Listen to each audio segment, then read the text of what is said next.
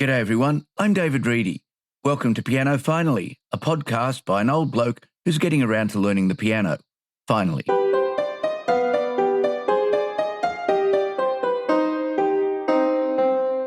Welcome to show 23. Thank you for taking the time to listen. If this is the first time you've heard the podcast, I hope you enjoy what's here. Let me know if you're learning the piano like I am, or another musical instrument, and let me know how you're going with it. You can contact me at david@pianofinally.show. And if you're a returning listener, thanks very much for coming back.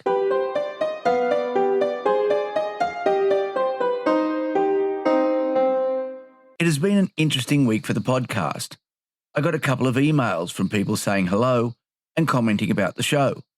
Thank you very much for getting in touch. I also received a message from one of the piano course companies offering the opportunity for an interview. I'm going to look into that, and I'll let you know what is happening once I've checked their product out properly. The number of followers on my various social media accounts has increased hugely over the past week, mostly from people I work with. Hello to all of you. You know who you are. I hope you continue enjoying the show. During my last lesson, I spoke with Devi, my piano teacher, about the Adele song and performing it next year. We spent most of the lesson looking at the music and analysing it. Devi showed me a way of working through the piano piece and turning it from the sheet music into a version that mapped the chords in their different forms. Then we worked on the fingering, and I've been practicing it this week. It is much simpler than I thought, and although I still have to work on getting better at hands together, I think it is definitely doable. So I'll be saying yes to the performance, although there's still a lot to be organised before it happens.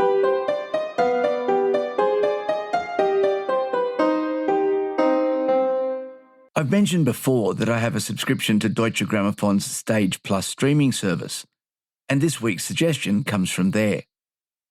They're about to start streaming Fabian Muller's 8 performances covering all the Beethoven piano sonatas, but in the meantime, there are plenty of great piano performances to watch.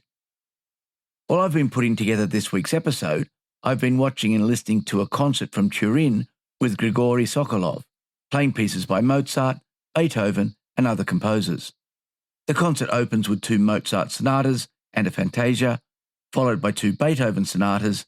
Works by Schubert, Chopin, Rameau, Schumann, and Debussy all round out the concert, which runs to 140 minutes. As you would expect from a Deutsche Grammophon production, the sound quality is excellent, but there's something extra. I've been watching a lot of live performances recently, and the one thing that can be somewhat annoying is the sounds coming from the audience. In some cases, the concerts sound as if they were recorded in a respiratory diseases hospital ward. In this concert, either the Italian audience is incredibly healthy, or the DG engineers have successfully mostly filtered out most of the audience contributions to the performance. I hope it's the former, but I suspect it's the latter. The video production is great too. There are 6 or 7 different camera angles, but the director has chosen to use shots where you can see Mr. Sokolov's hands on the keyboard quite clearly. The very opening shots as Mr. Sokolov makes its way to the stage really set the scene, and of course, the performance itself is world class. To watch the performance, you need a paid subscription to the Stage Plus service, but there are quite a few concerts and other productions available for free, including another one by Grigori Sokolov in which he plays Purcell, Mozart, and some others. I certainly recommend giving the Stage Plus a try and Grigori Sokolov's performances a watch.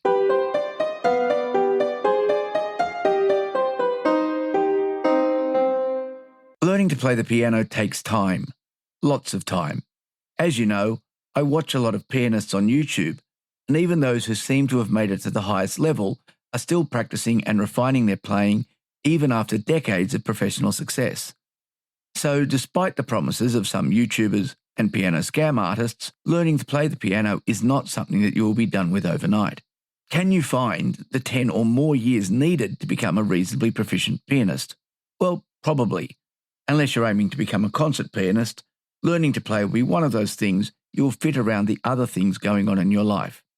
If you've seen the movie Groundhog Day, you'll know that if you give something enough time, you can make amazing progress. The problem is not finding the years that are needed to progress. The problem is finding the small amount of time each day to make incremental improvements. There is a meme that says that if you make a 1% improvement every day for a year, you will be 37 times better than when you began. 37.7 being 1.01 to the power of 365. Of course, the idea is fine, but the details are rubbish. If I start the year only being able to play a 5-finger scale and end being able to play a 16-bar piece with both hands, is that 37 times better? How would you measure something artistic being 30 times better in any case?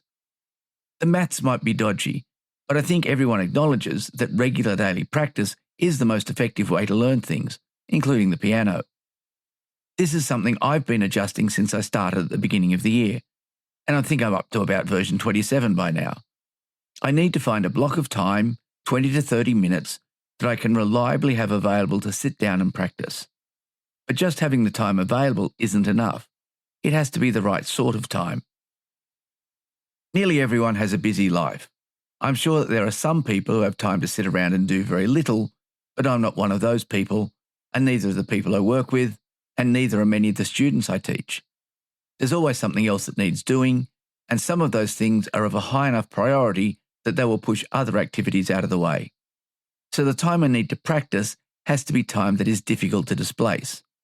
Emergencies happen, such as forgetting to turn the morning alarm back on at the end of the holidays, but under normal circumstances, practice time should be hard to move.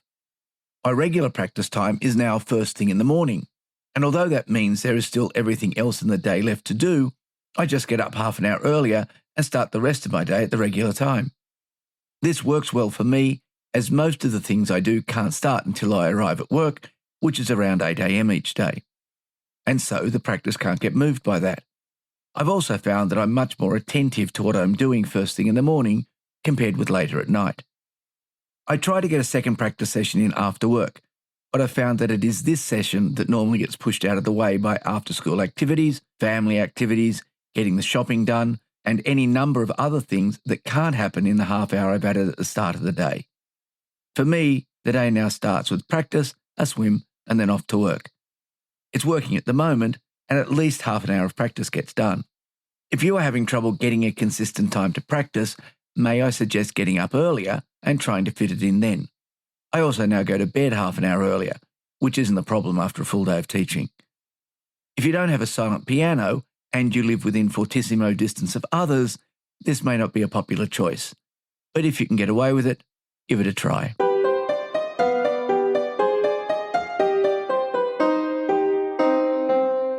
This week's review is a piece by Tchaikovsky, but not the one you're probably thinking of.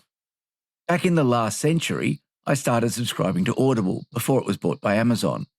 And over the years since, I've listened to a lot of audiobooks. It's what I have on in the car when I've run out of podcasts. Back when I was travelling by train for 4 hours every day, I used to get through a lot of content. I still listen, and this week's suggestion is the book that I've just finished listening to, Service Model by Adrian Tchaikovsky. See, it's not the one you were thinking of. Also, Tchaikovsky is spelt differently, though not in the book titles.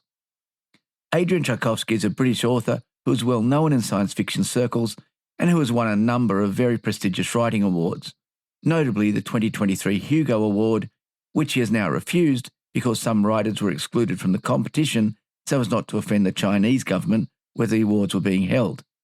Service Model is told from the point of view of Charles, a valet robot that finds itself a little outside of its normal environment. It becomes a vast tale about a possible future in which robots mostly replace human labour and what happens to people as a result. It is an immensely entertaining story with many complex ideas and a look at a possible future. The section that takes place at the farm seems just too real. The audiobook is on Audible and is read by the author, who is great to listen to and who delivers the story and characters perfectly. At just under 12 and a half hours, it's well worth a listen.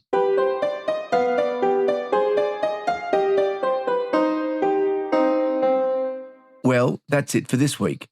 If you'd like to contact me, email is the best way.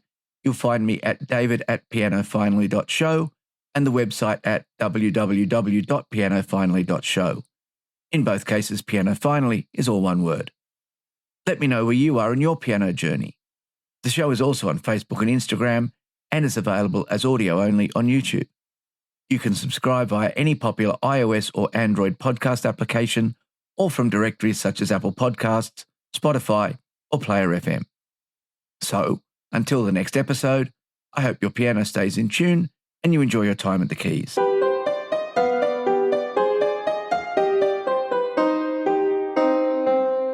I'll put two pieces into this week's progress. The first is the Canon by Fritz Spindler, which I've been working on. It has come along quite nicely. It still needs a little bit of work on the dynamics as it moves between the two hands, but it's getting close to the right speed and I can play it fairly reliably. The second piece is the piano part of Someone Like You by Adele, the piece I'm getting ready for performance. At the moment, it's just the opening 4 bars, but that's already half the chords in the whole piece. As you'll hear, the tempo is still a little uneven as I work to get both hands working together, but I think it's a good start. The recording was made using the Kawai NV10 as the keyboard and Pianotech 8 running on the Mac Mini. Pianotech is set up with the Bosendorfer 280 VC in player mode for the Canon and the U4 upright in open mode for the Adele piece.